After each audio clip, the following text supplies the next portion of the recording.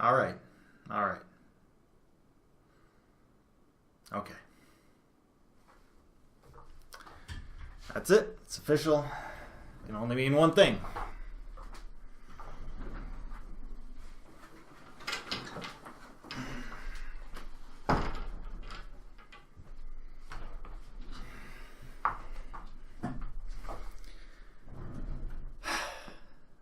I'm ready. Yeah. Woohoo! This is the we are in it for a week. Yes. Can't get any better.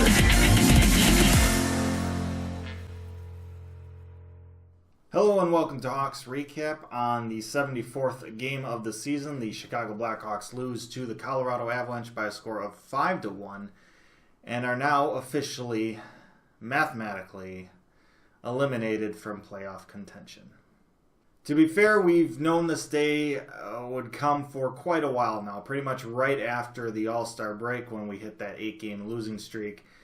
That was pretty much the nail in the coffin. But as much as we knew about it in our minds and tried to prepare ourselves, it's still a very tough pill to swallow. This is the first time in the Taves and Kane era that the Blackhawks will not be making the playoffs. That's about a decade for those counting. That's a hell of a run, and it's uncharted territories for this team's current management, the coaches, the players, and probably a good chunk of our fans. So we don't really know how to feel. Obviously, it could be a lot worse. We've missed the playoffs once now in the last 10 years. There's plenty of fan bases who haven't even made the playoffs in the last 10 years. I get the criticism of complaining about this. I understand it. Suck it up. I get it. But when you have a gold standard for so long, and you don't even come close to hitting it, don't even come close to reaching it, it's a weird feeling. It's disbelief. It's part of the 5 stages of grief or whatever. It's just weird. It's hard to explain unless you've actually dealt with it. And this is for anything in life, not even just your favorite hockey team here. It's maybe in your workplace, your job. You guys are making so much, money or whatever. The cable companies, they're making so much money. And then all of a sudden, cord cutting happens and they're not making anything anymore and they got to deal with it. It's a weird feeling. You got to figure out how to go forward from it. Some people or some organizations don't do it all too well. Blackhawks now have to figure out how to rebound. I guess I should kind of apologize. This video is not really going to touch a whole lot on this game here. The Hawks take the lead in the first period with a power play goal, Seabrook scoring. They get that early 1-goal lead, and, well, we've seen it a whole lot that they just can't hold on to that. That was the only goal they got in the entire game. They got 1 goal. I don't care who you have in net. You're not really helping your goaltender there. And I don't want to take anything away from the Avalanche, but the Hawks, they played very lazy defensively.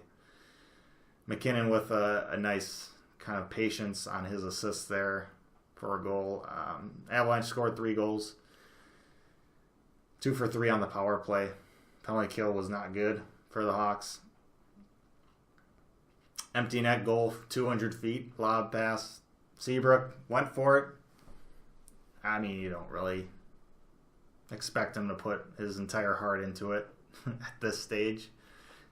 He probably could have gotten it if he laid out, but was it worth the risk? Obviously, he didn't think so, and I can't really blame him. And then they put Forsberg back in, and the Avalanche score again to make it 5-1. Defense wasn't good enough. Goaltending wasn't good enough. Offense wasn't good enough. Top 2 lines looked pretty decent. They looked good, but obviously the scoring just wasn't there. Just like all season. There's not really a whole lot to talk about in this game.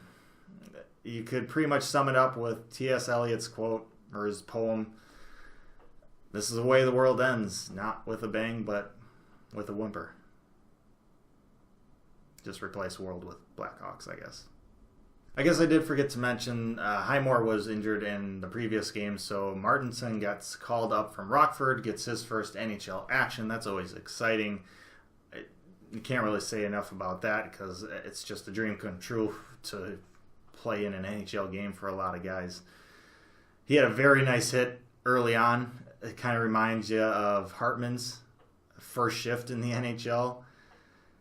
Other than that, Martinson, I mean, he didn't really do a whole lot. Didn't really look great. But, maybe he's a future player we trade to the Preds. Who knows? So the Hawks have 8 games left. Not really a whole lot to play for. There hasn't really been a whole lot to play for a while now, so it's nothing really new. They get to play the Blues a couple times here coming up. Have a chance to play spoilers, but I don't know if that's enough. I don't know if that's enough to motivate this team. It surely hasn't been the last couple of games to try and knock some teams out of the playoffs. I don't know how much that really resonates. They say it. I don't know how much they really care about it, though. It's going to be interesting. Up next for the Hawks, they finish off their 3-game homestand here with a game against the Vancouver Canucks. Another bottom feeder team. Battle to be the best of the worst, I guess.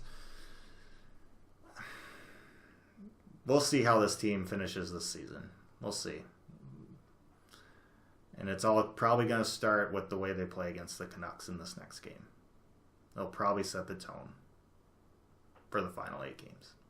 With that, I say thanks for watching this episode of Hawks Recap. I am sorry for how different this video was. It's just a different occasion. Not really used to it. It's been a while, and unfortunately it reminds me of darker days for the Hawks. But as depressing as this video kind of was or is, I'm still pretty excited about the future of this team, especially the young guys, especially Schmaltz and DeBrincat and company. I'm excited for the offseason. I'm excited for what a new year will bring. This year was just weird. I don't know how to explain it.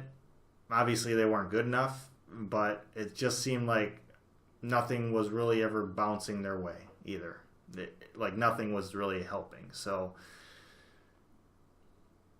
I'm excited to kind of put this year just kind of behind us. Let me know your thoughts down in the comments section below. Like, share, and subscribe. I appreciate it as always. We got 8 games left. So stay safe, make good decisions, and I'll see you next time.